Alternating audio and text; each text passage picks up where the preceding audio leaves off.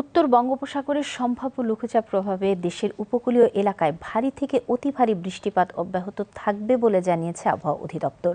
শুক্রবার সকালে রাজধানীর ঘূর্ণিঝড় সতর্কীকরণ কেন্দ্রে সাংবাদিকদের এ তথ্য জানান আবহাওয়াবিদ মোহাম্মদ তরিকুল নেওয়াজ কবির।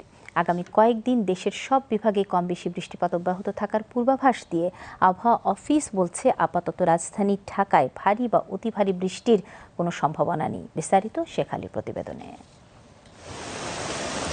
সারা দেশে টানা কয়েকদিনের বৃষ্টিপাতে চিরায়ত রূপে ফিরেছে শ্রাবণ।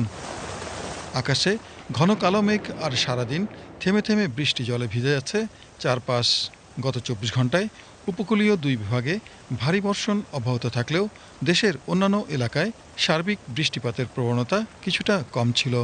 শুক্রবার সকালে আবহাওয়া অফিসের তথ্যমতে উত্তর বঙ্গোপসাগরের সম্ভাব্য লঘুচাপের প্রভাবে দেশের দক্ষিণাঞ্চলের উপকূলীয় এলাকায় টানা কয়েকদিন ভারী বর্ষণের সম্ভাবনা রয়েছে। দক্ষিণের দিকে বিশেষ করে কোস্টাল রিজিয়নে অর্থাৎ খুলনা, বরিশাল এবং চট্টগ্রাম বিভাগে বৃষ্টিপাতের পরিমাণ একটু বৃদ্ধি পেতে পারে। সাগরে একটা সার্কুলেশন তৈরি হওয়ার সম্ভাবনা আছে।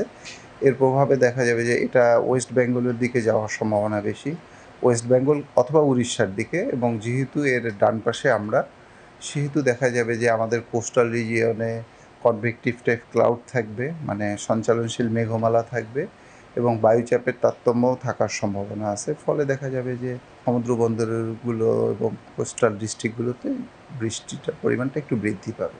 মৌসুমি বায়ু সক্রিয় থাকায় দেশের দক্ষিণাঞ্চলের উপকূলীয় এলাকায় টানা ভারী বর্ষণে জলাবদ্ধতা হলেও বন্যা হবার কোনো শঙ্কা নেই। যেহেতু কোস্টাল রিজিয়নে এবং কোস্টাল হচ্ছে যে একেবারে সাগরের গা ঘেঁষে, আমরা ধারণা করতেছি যে যদি বৃষ্টির পরিমাণটাও বেশি হয়, খুব দ্রুত সে পানিটা নেমে যাবে।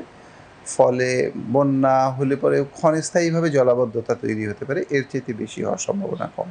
এছাড়া গত ২৪ ঘন্টায় কক্সবাজারে দেশের সর্বোচ্চ ৮৩ মিলিমিটার বৃষ্টিপাতের রেকর্ড করা হয়েছে এবং ঢাকায় ২৩ মিলিমিটার বৃষ্টিপাত রেকর্ড করেছে আবহাওয়া অফিস।